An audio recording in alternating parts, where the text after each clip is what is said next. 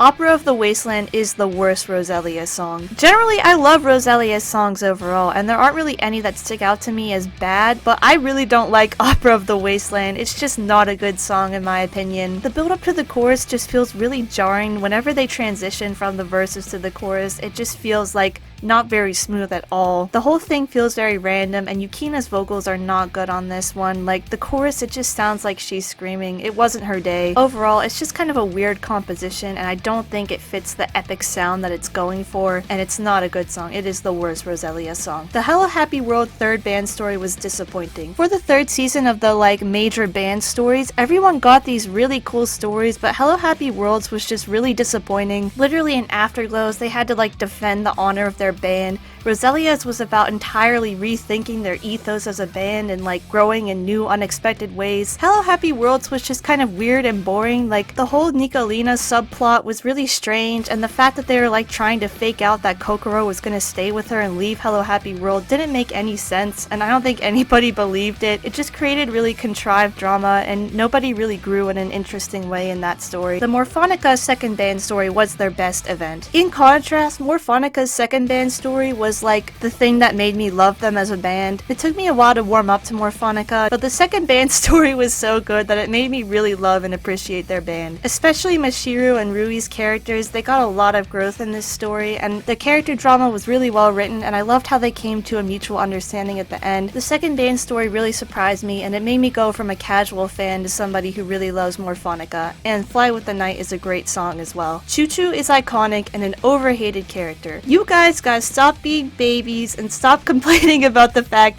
that Choo Choo is ruining Poppin' Party. That's her goal. She's the antagonist. I love Choo Choo. I love that she says out-of-pocket stuff all the time. She actually brings some intense conflict to Bang Dream, and especially to the anime. Yes, some of the stuff she does is annoying and frustrating, and it was hard to watch Poppin' Party struggle and hard to watch Reza Sulan struggle in the third season, but you need that drama and tension to create an interesting story, and Choo Choo brings that so well. And while she can be annoying, the way that she owns how much of a jerk she is and how petty she can be is just really fun, and literally just walks up and challenges Roselia, who is like established as one of the best bands in the franchise, and she doesn't even care. Like, that's pretty aspirational to have that much confidence in yourself. So yeah, I think the Choo Choo hate is overdone. She does a lot for the story, and she's also just a really lovable character with how awful she is. Team Live is the worst event type. I really hate the Team Live events. It boggles my mind how every time it always ends up that one team is 51% and one team is 49%, and once you join a team, if you're on the 49% team, you're gonna lose. I have never seen them come back. I mean, correct me if I'm wrong, but in my experience, that team has never won. And then also, you need to have 10 players join at once to even play a multi-live, so it takes so long. I'm always sitting there waiting for everybody to join. And then if one person loses their connection, the whole thing gets kicked and I have to join in all over again. So overall, I don't think Team Live sets out to accomplish the goals that it was created to do. And it doesn't even matter sometimes if you are the better or higher skilled team, it's just whoever has the most 4 stars. Ringing Bloom is better than Firebird. It was already crazy enough that Roselia decided to release these 2 masterpieces on one single, but this caused Ringing Bloom and Firebird to get compared a lot, and I definitely think Ringing Bloom is the better one. Yes, Firebird is iconic in a lot of ways, and it was really cool that it was like Roselia's first heavy metal song, but Ringing Bloom is not only a great song to listen to, but it's just insanely impressive. It goes at like hypersonic speed, the piano part is insane, as well as the drum part. They're just really complex, and it's especially cool to watch it perform live. And of course, Yukina and Rinko are an amazing vocal pair, and they both do really well with some challenging vocal lines in this song. And to be honest, Firebird can be kind of mid in the verses, it only gets really good at the chorus, but Ringing Bloom is just amazing throughout. Saya's vocals are underrated. I feel like besides the main vocalist, the people that get talked about most are like Kaoru or Misaki, but I don't see enough love for Saya because her vocals are just so beautiful every time. Her voice always sounds super smooth, it's really calming to listen to, and she has some beautiful parts, especially in songs like Keep On Moving, or you know, especially if in August where she has like a duet with Kasumi, it sounds beautiful, and she's a really good singer, and I wish she would get more love. Initial is a better opening than Kizuna Music. I feel like people really love Kizuna Music when honestly I don't think it's that good compared to Initial. Kizuna Music can just be kind of generic at times, but Initial is really inventive and creative in the way that it's composed, and also it carries a lot more energy than Kizuna music, and in general I like the more stylized animation for Initial. Kizuna music's animation is just kind of generic, so yeah, I think Initial is definitely the best anime opening out of all 3 seasons. Yukina has one of the best character arcs. Now I'm not even a Roselia super fan, I still love them as much as the other bands, but I have to admit Yukina's character arc is one of the best of the franchise. Her journey to becoming a better person and being kinder to her bandmates and working out her kind of broken relationship with her father is actually really good and well done. It's very enjoyable to watch, and you can actually see the character change in Yukina, and even though she can be frustrating in some ways with what high standards she holds for everyone else and how she's pretty unforgiving, I think it's always understandable and it never feels too hard to watch.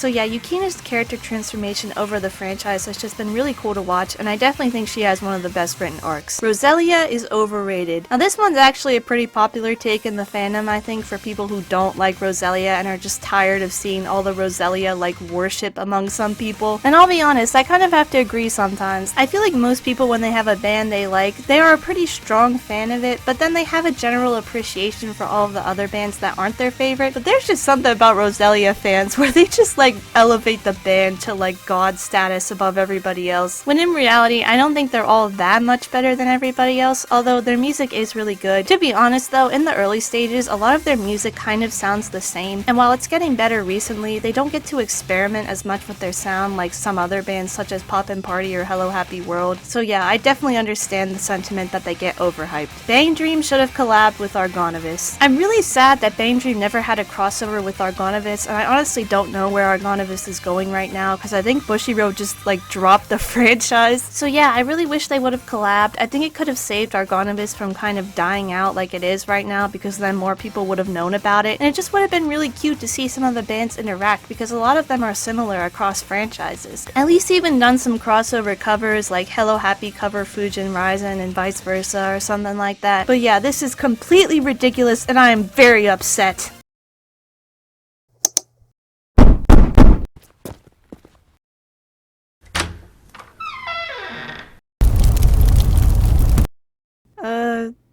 April Fools?